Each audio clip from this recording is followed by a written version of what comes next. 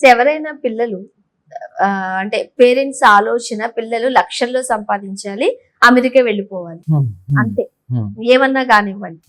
ఈ CEC MEC చదివిన వాళ్ళకి, బీకామ్ బీబీఏ చదివిన వాళ్ళకి ఏదో చిన్న చిన్న 5,000 10,000 ఉద్యోగాలు చేసుకునే కెరీరే ఉంటది తప్ప లక్షల్లో సంపాదించలేరు అనే ఒక మిత్ ఉండింది.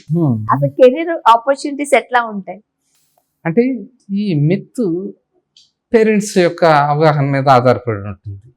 సో ఈ ఫీల్డ్లో అంటే కామర్స్ ఫీల్డ్లో jobs compare to the medicine కావచ్చు, ఇంజనీరింగ్ కావచ్చు, చాలా హ్యూజ్గా ఉన్నాయి.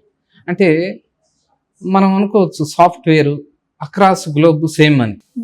అదేవిధంగా ఈ అకౌంటింగ్ కానీ లేదు ఈ ట్యాక్సేషన్ సిస్టమ్స్ కానీ ఆల్మోస్ట్ వాళ్ళు అక్రాస్ వరల్డ్ ఎవ్రీ కంట్రీ ఇదే విధంగా ఉంటుంది.